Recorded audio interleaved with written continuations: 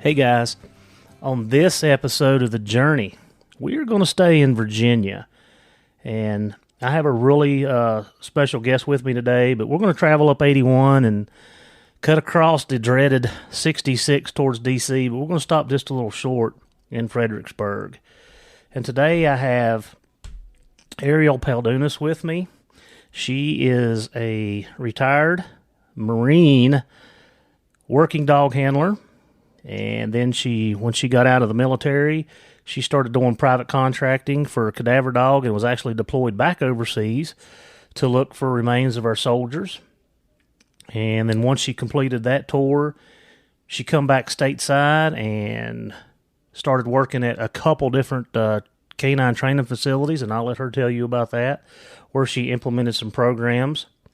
She has got her bachelor's in biology and neuroscience, and the neuroscience part is very interesting, so we'll dig into that a little bit later. But she continued to work as a canine handler and train dogs, and she is a very accomplished PSA handler, and I'll let her tell you about that too. And she done stuff. She owned her own business, and then she worked for the pet companion, or she done the what would you say that is, Ariel? You just done obedience for the civilians. Yep, that's right. But this is Ariel Peldunas, and she's a friend of mine, and I am excited and honored that she's on our show. So how are you today, Ariel? I'm doing great. Thanks for having me on. It's an honor, and hopefully I can share some of my experiences and tell some people how I got into hounds after my career in working dogs. Yeah, so give us a little bit of rundown on, I know I kind of went over it, but I just kind of scratched the surface. So enlighten everybody with your wealth of knowledge, because that's what you're bringing to us today, is a wealth of knowledge. Well, thank you. My background is not in hounds. The other day, I listened to Social Media Done Right with Brad Luttrell, and I laughed when he said he wasn't familiar with the terminology. He didn't come from a hunting family, because that's kind of my background. I didn't grow up in a hunting family, but I grew up in a working dog family. My mom is a trainer. After I left home, I joined the Marines and became a canine handler. I handled a bomb dog I did one enlistment. Got out. I went to work for Tarheel K9 in North Carolina, trained police dogs and handlers there, and then decided I wasn't done with deployments. I went back overseas with my cadaver dog Blitzen for the DOD, and we went to Iraq and did some missions in Iraq and Afghanistan looking for remains of soldiers and coalition forces. When I came back from there, I worked on a couple different contracts having to do with military working dogs. I was a program manager for a company that wanted to start an experimental bomb dog program. I spent some time in West Virginia at Logan, Haus, Kennels, helping with the puppy raising. Yep. And helped develop a detection program there. Then I took a break from dogs for a while to finish my degree in biology with a minor in neuroscience. And then I had my own business and then worked for Ridgeline K9 as a contractor for about a year and a half doing pet obedience. And now I decided to take a break from working dogs professionally so I could enjoy my own dogs. And I work at Quantico for the Marine Corps once again. I can't stay away from the military, but I do curriculum development there now. Right. So I want to go back a little bit. So for everybody, I know you and I know when you say Tarheel K9, it's Jerry Bradshaw.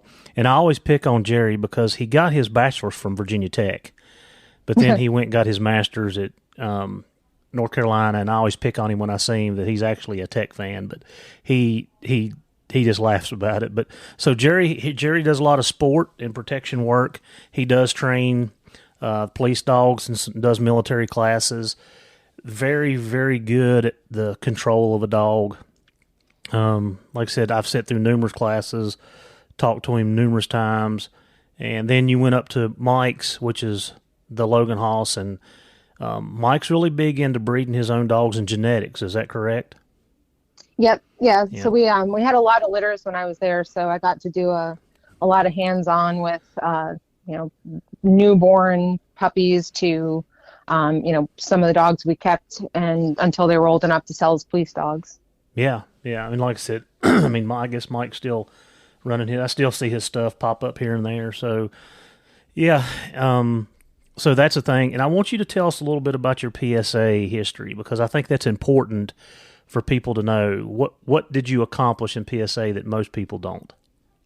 Sure. So the same dog that I did the cadaver detection overseas with, she was the first dog I raised from a puppy, Malinois. And, one of those dogs that once in a lifetime dog. Of course, my first dog is my once in a lifetime dog. And I'm trying not to be kennel blind, but she was really a special dog in that she was very versatile. So I can't take all the credit for our accomplishments. I had a really good dog, but I was the first female trainer to get a PSA 3. And Blitzen is still one of the highest scoring dogs in all the levels. I'm not aware of exactly where she falls, but I know, we took home the highest scoring award every year. And so I have yet to compete again in PSA. I've just, kind of the detection endeavors took over, but that was a accomplishment I'm really proud of, and I'm glad I got to do it with such a special dog. And for people that don't know, that is a highly sought after title that is not easy to come by. I don't know the statistics on how many, dogs in the United States are PSA 3 titled, but I know that some of our local clubs here, the people that I've, trained with or helped train me or vice versa, they're chasing that title too, and they have not got to that level yet. So that is an awesome feat for any person in any canine, I think. So that says a lot about, and like I said, you and I have talked, and we have a relationship, and I know the work that you've put in, and especially being with Jerry and up at Mike's. I mean, that's a world of knowledge along itself. But yeah, so back to when you were at Mike's and you were talking about pups and stuff. So we're gonna hit that topic as we go. But all right, so you went from police dogs and military dogs, and you went from this structured environment with the way that we handle dogs and the way we do things to how in the world did you get tied up with hounds? Well, it was definitely not something I had any exposure to, not growing up, even as a working dog trainer. I maybe trained 2 or 3 hounds for human tracking. And then I have friends who run their bulldogs and, bully mixes on hogs in addition to doing protection sports with them. But it wasn't something I ever thought I would get into. Not for any reason except it just wasn't, I didn't have the access. And then I met my boyfriend Taylor in late fall of 2020. And I'd say probably our first conversation was, it had to involve dogs because dogs consume my life. And he tells me, well, he's getting into bear hunting and he is going to get a hound. And I thought to myself, this is never going to work. It's just my experience up to that point with hounds had been, for the most part, training hounds for people who got them and didn't know what they were getting into. They got dogs that might have not had the greatest breeding or the greatest upbringing, and then they were under-socialized, under-exercised, under-stimulated, spoiled.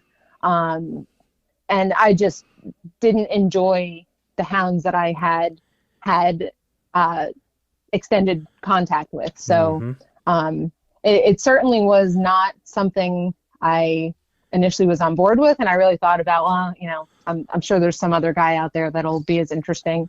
But clearly I was wrong, because now between us we have 6 hounds. Yep. He has 4 walkers and I have 2 blue ticks. So I know I was picking on you about Blue Dog, and I know I mean, Ariel, I thought we taught you better, but no, I know you and I talked, and one of my best dogs throughout my tenure which was with bear hunting over the last 20 some years, was a little blue female named Belle, which was straight out of Dale Cameron stuff. And man, if I could replicate that dog, I'd have a whole kennel full of them. She was just a pleasure. I mean, smart as a tack, learned very quick, was a really nice, you could do anything. She was so, like you just said about your dog, she was so versatile. I could rig her, and I didn't know what rigging was back then. I mean, she was one of my foundation dogs that actually got me started in rigging, and you could free cast her. I mean, you could road her. It didn't matter. Whatever type of environment, deployment you needed her for, she done it. And I mean, just super nice dogs. And for you blue dog enthusiasts, I'll kind of throw this at you. If you know anything about Dale Cameron stuff, I mean, Dale and I had a pretty good relationship.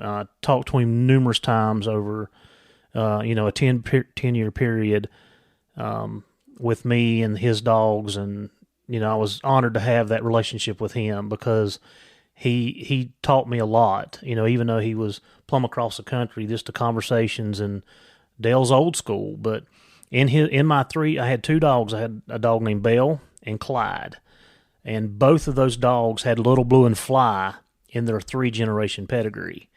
And even back then, I think Belle was born in 90. No, I don't want to tell you wrong. She was probably born in 2000 or 2002. Yeah, she died. She was 12 years old when she died, so she died in 14, so that'd be right. Those dogs, back then, it was hard to find dogs even that close to Little Blue and Fly, and if you read Dale's book or know anything about him, they were like a mainstay in his bloodline. And at the time, I didn't realize what I had, but looking at it now, it was really a honor for me to have dogs that was bred that well.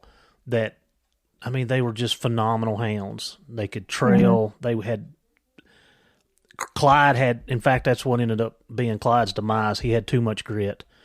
Got hurt too many times and got his stomach tore up, and they tried to sew it back together, and the intestines was a big issue. But anyway, so yeah, I mean, I pick on her about the blue dogs, but I'm not colorblind. Even though my kennel right now, if you walked in it, you'd say, "Oh, you're a Walker dog man." I was started with Plots, and I've owned every breed. And it just so happens right now, the Walker and Walker crosses are what's working for me at this time. If I could find another blue dog like Belle, I would own it in a heartbeat. But I don't. But yeah, I pick on you about that. All right. So did he actually hunt before you guys met, or what decided him that he was going to get a bear dog at that point in time in his life? Well, so he had, I don't know exactly how long before that he had started going out hunting for bears. I think he said he basically sat, spot and stalked or I don't even know if he stalked, just sat and waited for bears in areas that he knew they frequented for a season. And he just said, he thought to himself, there's got to be a better way to do this. So he started reaching out to the Virginia Bear Hunters Association and different hunters in the area. And a gentleman down in Culpeper responded to him and said, yeah, come on out. And, the first year that Taylor went out, he didn't have a dog. First season, he just wanted, he helped with Al's dogs and, caught dogs and was out until 2 a.m. chasing dogs down. And, really kind of basically put in the work and proved himself that, he's not someone that's just out there trying to kill a bear the easiest way he can. He really wanted to embrace the lifestyle. And then the year we met, he got his dog Ranger, the first walker that he got, which, working with Ranger, I was actually kind of in between training pets and taking my job at Quantico. So I spent a lot of time training him and working with him, and the intelligence of that dog just really brought me to, hounds are way more dog than I gave them credit for. And, I really enjoyed working with him. I just like the way blue dogs look. I grew up, my mom trained and showed blue Merle collies. So I think I just got a liking for that kind of color pattern. But yeah, his walkers are, I love working with them. They're definitely they've got something different than my blue dogs do, but I like them all. But Ranger's a good. I mean, he's a good blanket back dog. Got a good dark head. I mean. Yep. Yeah, he's a pretty dog. Yeah. So, all right. So Taylor's decided he's going to do this. Y'all get Ranger, and of course I know where he come from. We've talked about it. Yep. So talk to me about your blue dogs. Okay. I know a little bit about them. Let's tell the listeners. So, okay, let's talk about I really want to get into your head about selection. And you've raised numerous litters of pups on the working dog side, and I know you and I are kind of on the same page with a lot of this stuff. And that's what I want to bring to the listeners. I want them to see things that we see and enlighten them with some things. So, all right, so you went and you got 2 other dogs too that you just got, a female and. Yeah, so we've got we had gotten a female last year, a female walker that's a half sister to Ranger, and then another male that's a half brother. They're all out of the same father, same dad, right? Yep. So we got them all mid to late last year, and then I got my blue dogs out of Kentucky in September. They were a little older than the walkers that we got. Now, did you have them when you come down here last time? No, I didn't. Okay. Yeah, I know you just had the 2 dogs at one. Yeah, I got them towards the end of September. I can't remember when the last time we came down there was, but they were 4 months old. So gotcha. All right. So tell me tell me what age that these pups were when you went to look at them. What you did to assess, and how many was in the litter, how many was left, and how you assessed that. Okay, this is what I want. This is stuff that I like. This is what I'm looking for genetically, and tell us what you look for, and what the things that reassures you that you're making a good solid pick. Sure. So Liberty, the female, was one of 3 that were there. The litter was bigger than that. Now this is the walkers. Only 3. Yes. Okay. So she was 10 weeks, I'm pretty sure. And we actually were going there to look at a male, but he had an injury, so I wanted to see how he was getting on with it, if he seemed like he was still favoring that leg or not. And I told Taylor we're not coming home with a female. Well, the one of the first things she did is the breeder had a pig, and the pig had spilled some food on the ground. And I mean, I say pig, it was 300-pound, like half feral hog. Wow. Yeah. And Liberty was the puppies were trying to get the pig's food through the fence, and the pig was kind of hitting the fence and trying to back the puppies off, and she just got mad and was like barking at the pig, and you could see like the more the pig tried to get her away from the food, the madder she got. And so that really impressed me, that this little puppy had that kind of grit already. I don't know that grit, we can assess that at that age, but so that impressed me. And then I also just like to look at how they interact with each other, how they are in the environment. I usually like to take puppies when I'm selecting them to a strange place, environment, but yes. Yep. Given the situation that, it's not really feasible to do. Most of the hounds the ones that we've gotten have been out in the country, not really something that you can load them up and go take them to a PetSmart or, a Tractor Supply. But I just still like to watch how they interact with their environment, how they interact with each other, who seems to be more independent, who seems to be more clingy. I really look at confidence. Confidence to me that's not something that I can instill in a dog. I can take them places and I can expose them to things and I can let them have good experiences. But if they're not naturally a confident dog, I can't give them heart. Right. And I like to see, I try and get a feel for the litter as a whole. Even just looking at 3 puppies, I can see, are they all nervous? Are they all confident? I think when you see a trend among the litter, you kind of can say, all right, that's probably genetic. And I should stay away. Right? Yeah. Yes. If I'm looking at 6 or 7 puppies and they're all reserved and they don't want me to touch them and they're spooking at loud noises. Well, that's probably not just an individual puppy thing. That's probably something that is being passed down from the parents. If I'm looking at a bunch of puppies and one is a little more reserved, but the rest are pretty confident, then I figure that one's an outlier. So I'm trying to look for trends among the puppies. Hound puppies, Malinois can be tough because sometimes they're so easily stimulated. They'll just latch onto your pants and all be biting and barking and not really taking in the world around them. Hounds are, they're a little more level-headed, I'd say. So, I can kind of see how they interact with me. And to give everybody a visual, what she's saying, if you don't know anything about a Mally, they call them a Malligator or land shark or whatever you want to call them, they're like a rat on acid. That's the picture that she's painting. And if you own one that doesn't act like that, it's probably not genetically programmed to do the work that we're trying to do with it. Yeah. And you can certainly look up videos of Malinois puppy litters and find them yes, hanging like Velcro off of people. That's exactly right. But go ahead. So the hounds are a little more level-headed and even-keeled compared to the working dogs that we're looking at. And I'll usually bring, either bring or look around. A lot of times you're going to kind of a farm type environment.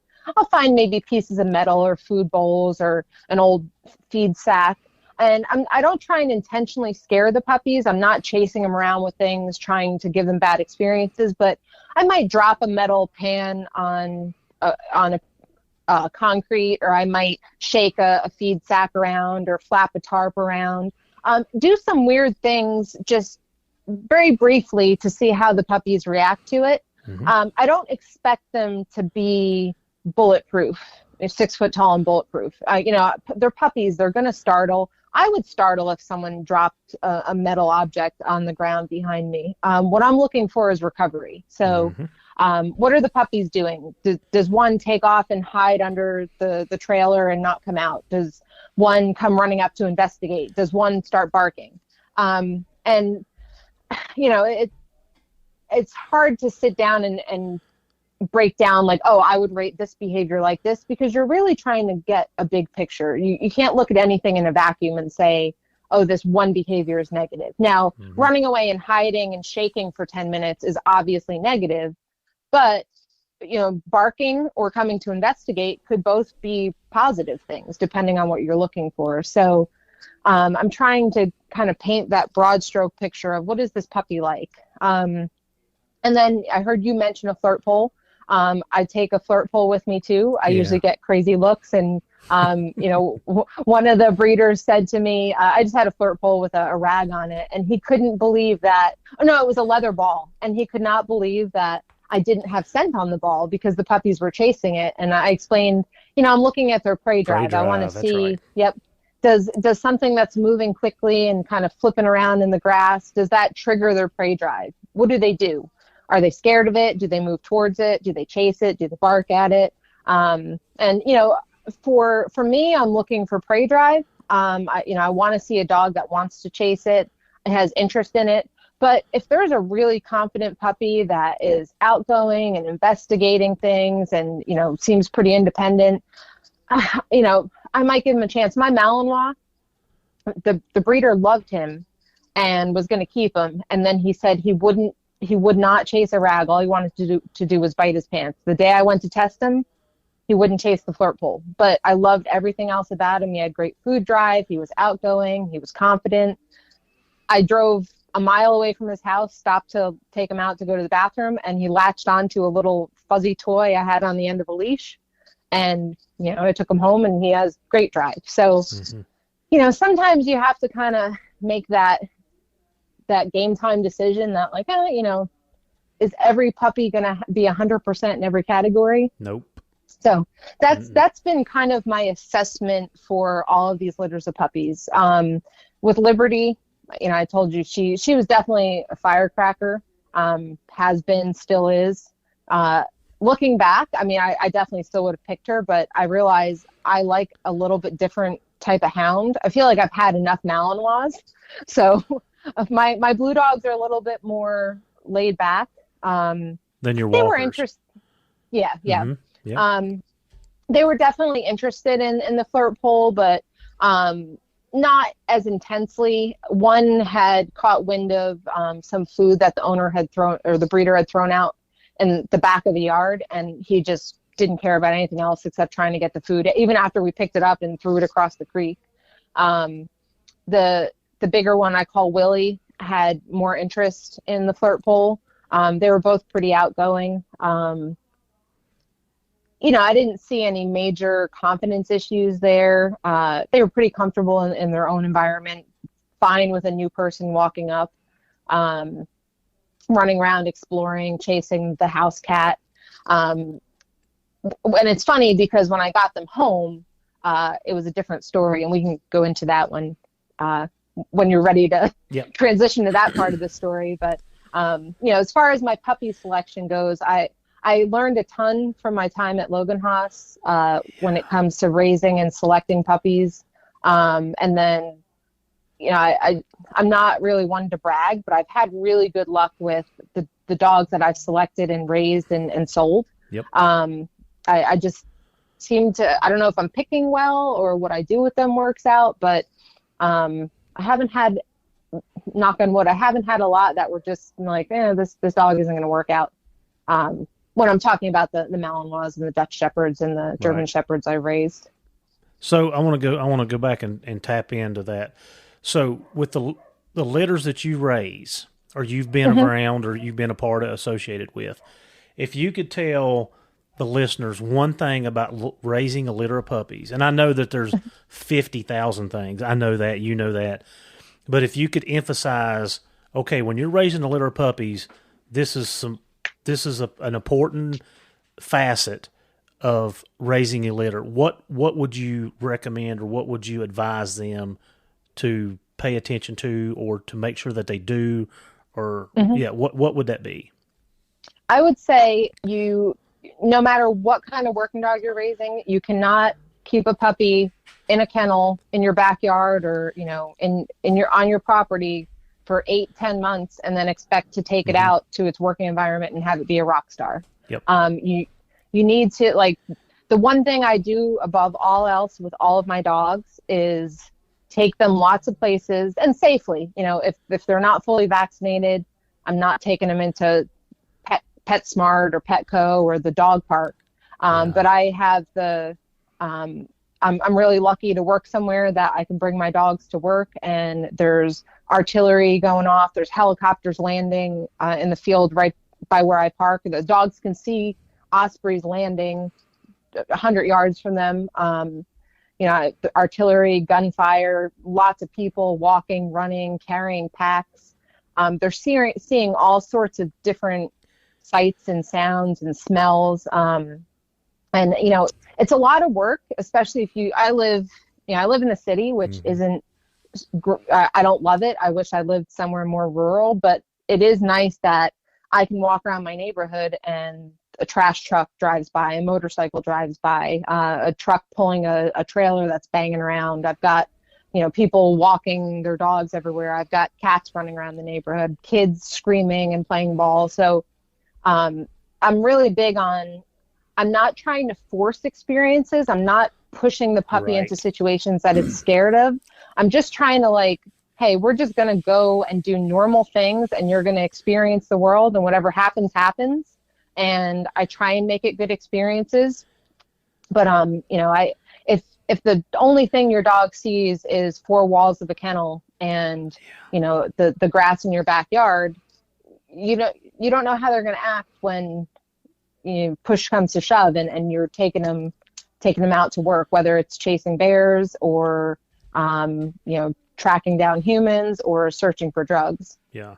And I know I have said it here, and I've said it on several podcasts that I've been on. It doesn't take your whole day. 15 minutes in your evening or morning is a lot more than none. Some evenings, with my work schedule, especially when the days are short, it's dark when I go to work, it's dark when I come home. I let my pups out for that 30 minutes that I'm feeding and let them do their thing. So, I'm with you. I agree 100%. You don't have to spend every waking minute. The more time you can spend is better. But yes, we need people to understand that every minute you can spend is valuable. And, for hounds, obviously they're not going out and working in urban environments.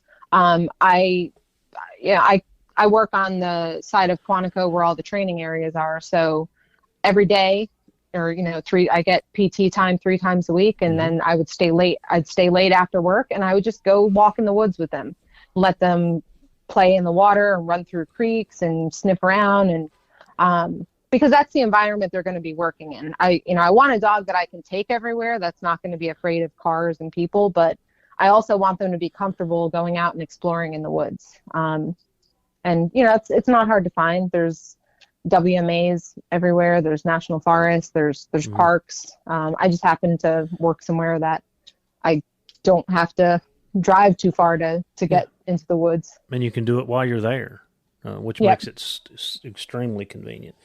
All right, so good. All right, so you get, you said you want to talk about, so you get Willie and Ledoux. Mm-hmm. You get them home. Yep. And what changes once you get them there? So, no, they're older than most of the puppies I've gotten. So they're, the first 4 months of their life they've spent on the breeder's property in Kentucky. So I get them back to my house, and I thought I made the biggest mistake with Willie. I only went there to get one puppy, and I was having a hard time deciding between Willie was the bigger one and Ledoux was the smaller one. And, the breeder said, well, with COVID going on, I really don't want a lot of people coming and going on my property. Why don't you take them both? He gave me a good deal on 2 puppies, and I was like, well, they're hounds. It's easy to have 2 of them at the same time. So I got them back here, and Willie was afraid of everything. Changing environments. Oh yeah. And, I think that's something too that, and I know better, but I also have these expectations of, I'm used to these Malinois that, are crashing around and half the time don't even notice their environment. So I got him back here, and, a car drove by and he tried to run the other direction, and my Malinois barked, because he barks a lot when he's hunting, and, he about peed himself and tried to run and hide. And I just thought, well, I guess he's going to make a nice pet for someone. But I also took into account, this is the first time he's been off the breeder's property. And I liked what I saw there. So let me give him some time. Let me put the work into taking him out and exposing him. And then Ledoux was still pretty confident. He's a little bit more of an independent, he's kind of in his own head. And they're a fairly tightly line-bred litter, but they're very different. I mean, they look, you wouldn't think they were from the same litter. They act very different. But Ledoux definitely seemed to be more confident. I played with the flirt pole with him a little bit within a few days of getting home. Tons of drive. Willie didn't even care about it. I mean, I couldn't get any interest from him. But he hadn't settled yet. Is that right? No. This was just, I drove from Kentucky. I stayed at my friend's place in Fincastle, stayed overnight there, just to kind of cut the drive in half. And then I drove back to my place in Fredericksburg. And this was probably all within the first week or so. But, I figured it's not going to hurt for me to try and give him good experiences and build his confidence. I'm not, not going to throw in the towel right away. And I'm glad I didn't, because they just turned a year, and Willie I like him a lot. I'm one of those people that I had my Malinois Gamble, and I had another puppy who was probably another puppy I got a year or so after Gamble, and he was probably a better all-around dog, but I like Gamble. He's my type of dog, and I kind of feel that way about Willie, that I gave him a chance, and he stuck around so long because I just like him. He's a nice dog to hang out with. Ledoux's polite. He's got a nice temperament, but he's definitely in his own world. And now Willie is the more confident one. I have friends in West Virginia who we've hunted with a little bit. I pick her brain all the time. Aaron and Chris are their names. They have a litter mate to my blue dogs, and they took Willie. They had him for 5 weeks. Were training him for me, and they said he did great for never having experience. And the first time actually we hunted with them, I had both Willie and Ledoux, and they both did great. We happened to, there was a bear just sleeping right next to the road. It couldn't have been a better scenario for young dogs. And the older dogs woke it up and pushed it out, and it went right up a tree. And the young dogs got to see it come out and go up the tree and have a really good experience. So good. That was at the very end of training season in West Virginia. Well, our training season for non-residents. Right. So what I'm hearing you say, and I'm reiterating this so that the listeners can understand that, one thing that you and I understand, especially with knowing dog behavior, and I think you're way more advanced than I am, that you can't rush things. And when a dog does act like Willie, a lot of times if you'll just let them be, and like you said, give them some positive experiences, with a little bit of time, they'll snap right out of that. Yep. Most dogs will. Yeah, go ahead. I just think, we have such high expectations. We expect that, 6-8 months old, this dog is going to be a bear treeing, raccoon tracking, drug finding, biting machine, depending on what kind of dog you have. And, I think people don't develop that way. Why do we expect that dogs should?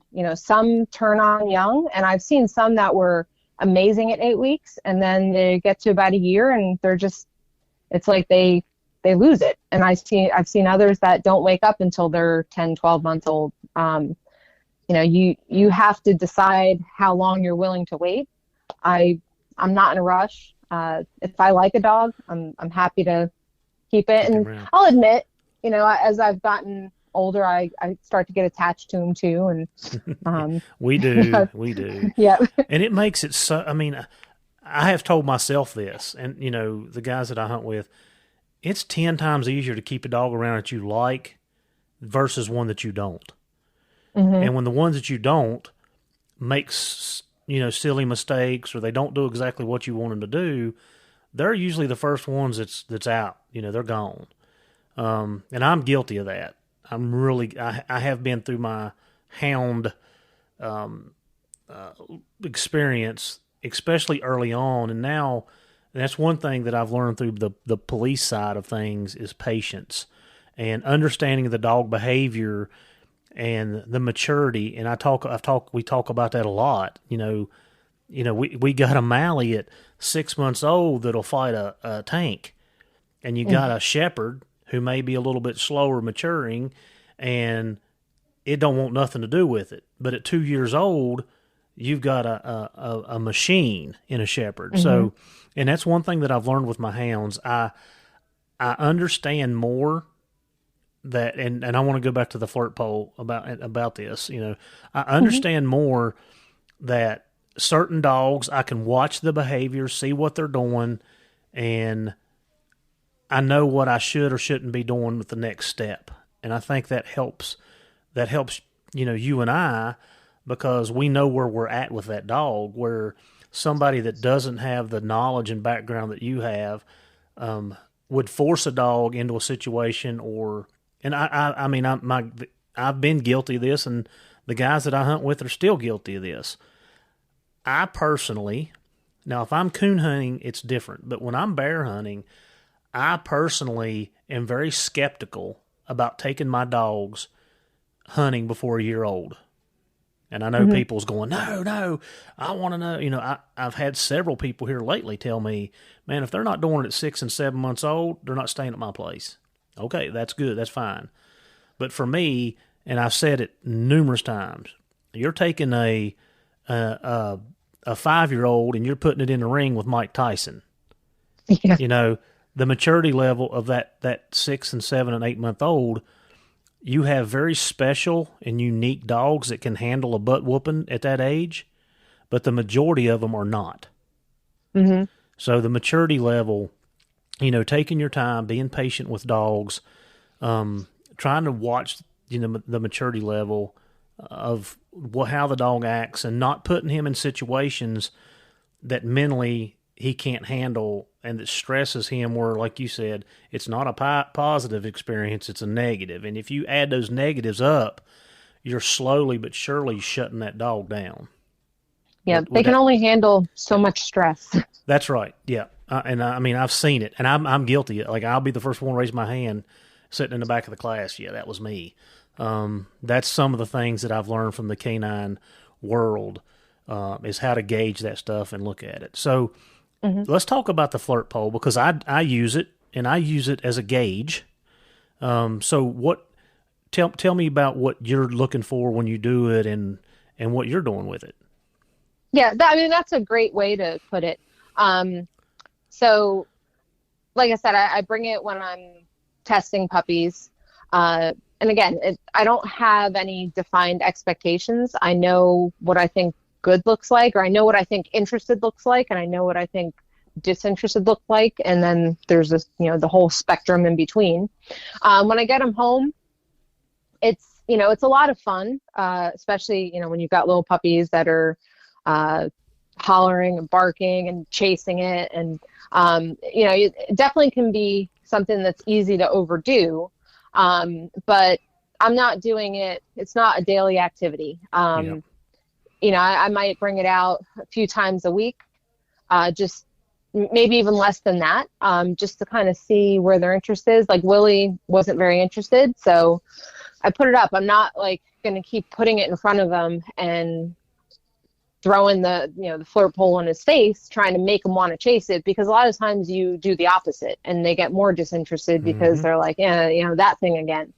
If I have a dog that's super interested, I still don't want to overdo it because it loses its novelty. So I'll bring it out, kind of see what their interest is. If I'm trying to work on maybe getting them to bark at it, I might use it for a few minutes for that.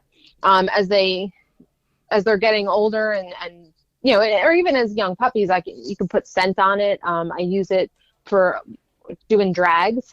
So instead of just having something on the end of a string, I find having a flirt pole or on the end of a rope, I find it's easier with the flirt pole because I can make it have a little bit more natural action and make it kind of move like something alive. And I can make the hide or the rag or whatever it is twitch. And then if I get interest and a reaction from the dog, I can bring it alive and have it move a little faster. And then when they're really interested, I can do a little short drag with it and let them follow their nose and find the hide at the end. And then it's also nice to have I usually go to Tractor Supply and I'll get a buggy whip, or the shorter ones that don't have quite as much on the end of them. I'm sure everyone has their preference, but I kind of know what mechanically works for me. And I can let them tug with it, and it allows me to have a little bit better, almost like a fishing pole. Yep. If I'm standing there with a rope wrapped around my hand trying to tug with them, that can start to hurt. If I have the flirt pole, it makes it easier to play tug with them. And then if they drop it, I can have it come alive again and snatch it away from them.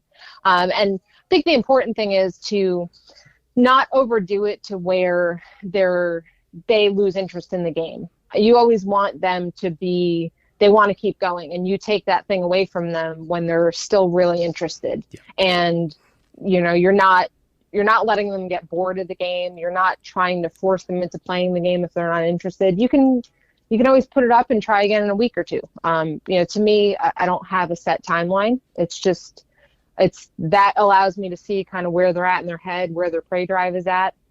With Willie, I don't think he saw the flirt pole for months. I think he was maybe 8-10 months old. It wasn't very long before I sent him to training that I had a piece of hide out, and I just wanted to see what he would do. And he went from not really caring to losing his mind over it.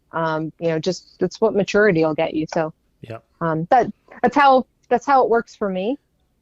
Yeah, and I do the same. Like I said, I had mine out Monday or Tuesday. Probably hadn't had it out I was gone out of state. So it's been 2 weeks. But when I come home, the second day I was home, I was like, okay, let's see where they're at. Let's see where the maturity level is. 5 minutes max. Did what I wanted to do and seen what I wanted to see, and I put it up. And I think even with like, the roll cages and stuff like that, I really feel like people overdo that stuff. They overstimulate. They get too fixated on one thing, and then it causes training problems down the road. But that's that's just my opinion. So, all right, so you've got these dogs home. So, I mean, we could talk for hours and hours and hours on puppies and raising them and things. So, all right. So, what was your so Taylor's got a dog. Y'all went and picked up another dog. Yep. And tell me. So, last year was y'all's first year? Yes. Okay. So, tell me about your experiences and tell me about your experiences first, and then I want to follow up with the things that from coming from the canine world to the hound world, what was the obstacles and the issues that you had to overcome and that you're learning? So let's go. What was your first experiences like? Okay. Well, actually, so the first time that we went out, that I went out with Taylor, Ranger was still a puppy. So I think we had him with us, but he wasn't running, was like the last 2 days of the 2020 season. And we didn't tree any bears, but I just being out in the woods, watching and listening to the dogs, seeing them do something that they're just, all their genetic wiring is telling them to go do this, and listening to them, the way they opened when they struck a track, and listening to their voices carrying through the trees across the mountains. It was just, I felt like my motivation for training had been kind of wavering for a while. I think I was just, once you do something for so long, it's not quite as exciting. And this just reignited my passion. So then we had, from January until August to sit around and wait. And he got another 8-month-old dog in the meantime. The dog didn't have any experience. And he was a good example of a dog that hadn't had exposure, and we really had to show him the world. And then the first time we went out, a few times by ourselves in August, and just kind of felt like, we don't really know what we're doing, and we need to find some help. And that's when you and I had some mutual friends on Facebook, and I knew of you from the canine world, and I thought, and had heard you on podcasts, and Taylor had talked about you, and I said, well, you know what? What's the worst that can happen? I'm going to reach out to him and introduce myself and say, I'm a student and I want to learn. I've always learned being a sponge and being humble, and just, not being afraid to say, I don't know what I'm doing. Can you help me? And you were gracious enough to invite us to come out, and we came out during training season last year. And the first bear we saw ran, we were following one of your other guys, and the bear ran right in front of his truck, and we were able to pull the dogs out and let them go on that track, fresh, hot track, like about as hot as you can get, I imagine. Yeah. And that's a scorcher there. And I'm not ashamed to admit I got choked up. It was like this cathartic experience of, I hadn't been out many times, but I realized the effort that it takes, climbing up mountains at 6 o'clock in the morning and being out all day and freezing and running down dogs late at night. And, the effort that we had just put into our 2 dogs. And this was just, and that if I wasn't hooked already, that to me, it was just this roller coaster of emotions of like physical and mental exhaustion and frustration. And, the thought of like, are we really doing this right? And to see our dogs like, oh, we know what we're out here to do. We had sent Ranger to a trainer for a little while too. So, I mean, seeing that click with them and them take off with the other dogs was just incredible. So we went out and during training season with you a few times, and then treed a few more bears during the regular season. And actually, I got sick, and Taylor got his first bear when I was homesick. So I was a little butthurt about that, but I couldn't blame him. It was a nice bear at the very end of the season. So hopefully this year is successful and our dogs are a little bit more experienced, and we're hoping to come out with you. And I made some friends in West Virginia who've been amazing mentors as well, and we hope to hunt with them too. And awesome. That's how our seasons have gone thus far, and how I've gotten hooked on this. On this addiction that we have. Yes.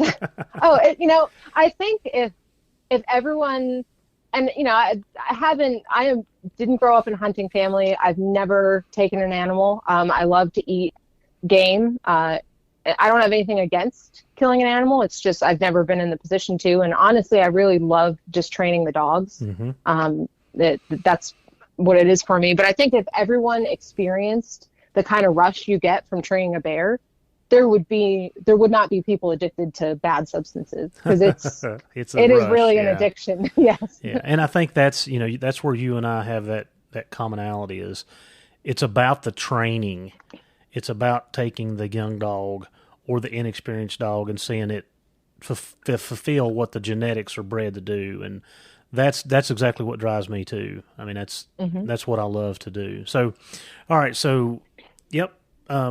You've got a couple bear, you're on the right track. So what, coming from the police world and the military world, I mean, with the knowledge and experience and background that you have, what has been the hurdles and like I said, the obstacles and the things that has been different for you? And we know that the hounds do a completely different tasks than what we're asking in the other world. But so what has been some of those things that's been, that you've had to overcome or you've had to navigate or learn through?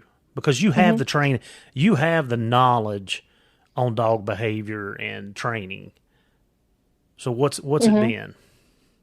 So all the knowledge in the world,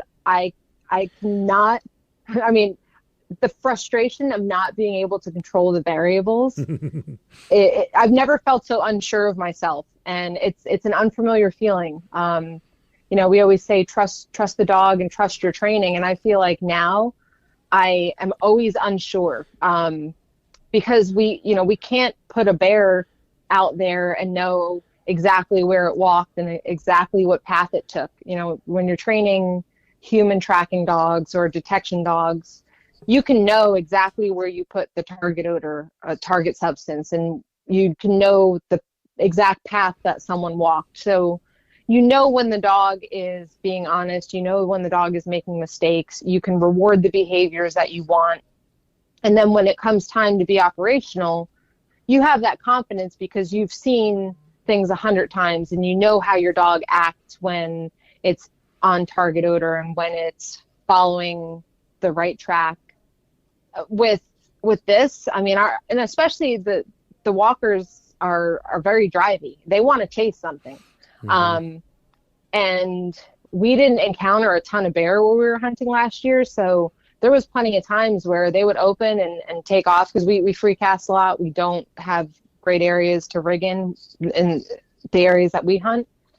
And it's like that constant feeling of like, are they on a bear? Are they on something else? I haven't learned the differences in their barks and their body language yet. And that has been, I've picked your brain about it a ton. I'm always asking questions and trying to just build this picture in my head of how do you know when you don't see bear tracks and you don't see bear sign, how do you know whether to trust your dog or not? That to me is like the constant thorn in my side with this. And it's not something I've experienced. I come from a training background where controlled you set up your train. Yes. Yep. It's controlled, and I'm a control freak. I'm a perfectionist. I make my training bulletproof so that I know my dog when we go out on a deployment. And here it's like, I I don't trust the hounds. I trust they want to run something, and I do think if given a bear or another animal, they would chase the bear. But when there's no bear, I'm not. Yeah. Yep, I don't know. Yeah, and so I know that I think the last time that you had come down and we had rigged quite a bit that day, and when you got home, you texted me and we had a conversation, and of course it's vivid in my mind because when I started years ago, I remember I was in Canada back in probably the late 90s, maybe it may have been 99, 2000. I had the same question that you asked me, and you're like, all right, Heath, you got 4 different trucks. You got some dogs that are barking nonstop. You got some dogs that bark here and there, and then you got dogs that don't bark until they're supposed to. Mm-hmm. How do you know? And of course, we went through the process, of elimination. And I've got my dogs are tight mouth. Like the 2 dogs that I'm running right now, they have really good noses on them. They drift tracks. They catch game really fast, but unless that bear just walked across the road or it's a really good track or the scent's holding good for that day, they're not going to say nothing. You may get a whimper. You may get a whine. And then you have other guys that, the dogs are barking, and how do you know? And that, that's when I told, we go back to some of that control. Like the first thing I do is try to get them where I know they're not going to open on deer, because that's one thing we have more than enough of. And then the second thing, which is my nemesis, is a coyote. That's they're not just standing out in the field like deer. They're harder to break off of. And, you and I had went through that about, the first thing to do is make sure that they're not going to run a deer on their own. That's the first thing you do. And that way, when they do bark, you can eliminate that. Okay, I know they're not running a deer. And then you just start doing process of elimination. And, you and I had talked about that. And that's part of that. You and I understand that controlled environment. You go in a room, you set the target odor up in a certain place, and you can set up variables and you can set up obstacles, and we can manipulate and do things to get the dog to behave in a certain way, where out in the wild, we don't have that luxury. Is that an accurate, picture of what? Yeah. So 100, and not only the variables when the dogs are near us, but when you cut them off leash and a deer jumps up out of the brush and runs across the track and they're hundreds of yards away from you, there's nothing you can do then. At least, that I would feel comfortable doing. We talked about, how we feel about correcting when we're not sure. Mm-hmm. Yeah, and we'll just kind of, we'll briefly go over that so everybody still, like I said, they hear me say it. Like, I do not use E on my dogs unless I know in 100%. And sometimes that's even could be skewed. But I like to go out, put my dogs where I see the deer, I watch the behavioral change, and very light stimulation, just tap, tap, tap, tap, tap, and change their direction and change their mindset, praise them for coming back or doing whatever. And if my dogs do run junk, and I had a couple of junk races this past December, it is what I got. My dogs were under 3 at the time, and my expectations are, I don't expect them to be broke until probably next year. And that's because of the length of time that I get to hunt. Our season's only 3 months, and makes things difficult. So that's my expectations for me and my hounds. But then I go out, I stimulate the dogs, and we even talked about that. And as well, you talk about context a lot in your training. If I drop the tailgate, deer in the field, dog takes off, zap, zap, zap, dog comes back. And if I do that 10 times, the 11th time when the bear crossed the road and I drop my dog and he stands there, he goes up underneath the truck, and then I get all mad, well, the last 10 times he got punished for jumping out of the truck and taking off. Yeah, it looks the same to the dog, except the animal. Yeah, like everything else is the same. They're not sure if they can trust that they can run a bear. Yep. Or not. So yeah. And that makes it hard. You and I talked about that too. You wanna stop some of the unwanted behavior, but it's a balance in, okay, I'm going to slow it down, get them right, and then the more I get it right, the more I can put a stop to the behavior, which is a process. It's a journey. That's why we call this the journey. It doesn't happen overnight. Mm-hmm. All right. So, terminology. You talked about that a little bit. What was it with the terminology? It's just, things that mean or have meant one thing to me, sometimes have a different meaning. And then there's also these terms that I've never heard before. For instance, this is a simple one, but I'd never heard the term jip before, referred to a female dog. And, that's an easy one to pick up, but there's certainly, you say drifting a track. People say trailing versus, I don't even know all the terms. So, but I know, like, to me, when I say trailing, it means something different than when a houndsman says trailing. Drifting, there's things that I understand. If you show me what the dog is doing, I can say, oh yeah, I've seen that before. I understand what that means in terms of how the dog is working odor, working a track. I've trained lots of human tracking dogs, but when someone says drifting, I mean, to me, I think of, like, fast cars skidding around turns. And I had to try and, like, put the pieces together. And, if you listen to enough podcasts and you read enough Facebook posts and, I read old forums, I start to figure out, like, okay, I think this is what that means. And also I'm not too proud to just ask. My friend Erin in West Virginia, I'm always, like, sending her a message. What does this mean? I remember when I was starting out working Malinois, I asked a lot of questions, and I feel bad sometimes because new people will come into a sport or a venue, and you could tell they're used to being mocked for, or maybe just not getting a great response when they ask questions. And it's like, we've all been there. We've all been new at something. So, there's just a lot of terms, and I'm sure there's a laundry list that I could sit down and write, and there's going to be a bunch more that I don't know. But that's one of the first challenges that I've had to overcome is got to learn to speak the language, and not so much to fit in, but just to be able to have a conversation. It's nice that you and I can talk because we can speak the same language, and then you can throw in the houndsman language, and then I can relate it to our working dog background. But talking to people that don't have that crossover background, I have to sit there and try and figure out how to speak the language they're speaking, so then I can understand what they're telling me. Yeah, and when you talk about trailing, you and I have been behind the lead, a 30-foot lead or a 15-foot lead of a dog who's actually working a track, and that definition of trailing to us is a lot different than what is in the hound world. Same word, same action, different behavior. So yes, I mean, like I said, I visually, like when my dog's on a track. In fact, I don't even use trailing anymore.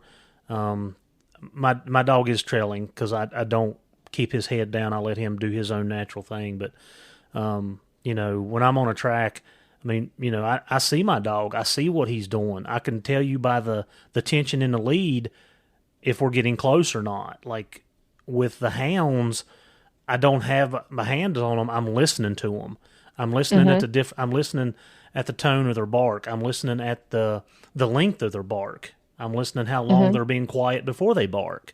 So all that terminology, yeah, I mean, I can understand and how someone coming into it would take some time to pick that up. And I feel like I'm blessed because kind of where I was raised into it, started it at a younger age but I had a mentor too. I mean, I had somebody that was, telling me the different, when to tree my dog and when not to tree my dog, on this track, you need to sit back a minute. You need to make sure that dog locates. And then of course my first female, on them older tracks, I wanted to get 2 or 3 locates out before I started getting tree happy.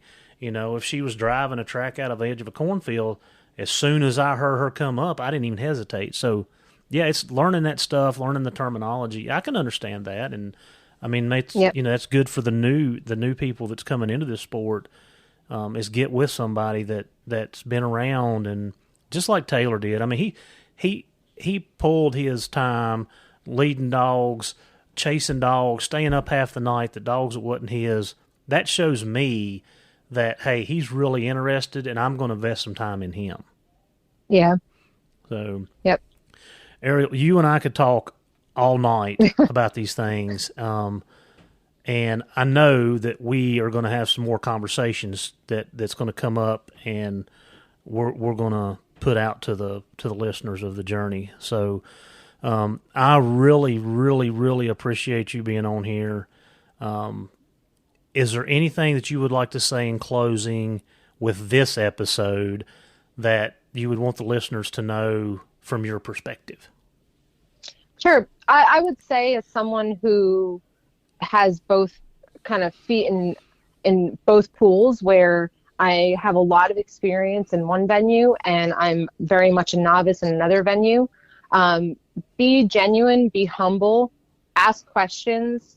Don't come in and, expect to be running the show. And, and that's how I've kind of found my way so far with the Hounds, is just by meeting you, meeting Aaron and Chris, and asking questions. And really, I have a genuine interest. And I think that goes a long way, especially when you're trying to get into a community that can be kind of guarded, because you do take a lot of criticism. You've got to be willing to put yourself out there and just say, I'm new and I want to learn, and please share your knowledge with me. Yeah. And I want to ask you one more thing too, because it just come to my mind. I know what I just said we was going to cut it off, but so from the police, or from the military and the police side and the sports side that you have spent many years in, what is one thing that you have taken from that side of the dog world, and what have you implemented into your hounds? What is the one thing that you have taken from that and you are doing consistently with your? And I know there's a lot of them, but what's one thing that stands out to you? Let's see. It would have to be like the implementation of the odor work. And obviously I'm not training them to do detection in the same way. But introducing even if we have a piece of hide or scent in a bottle,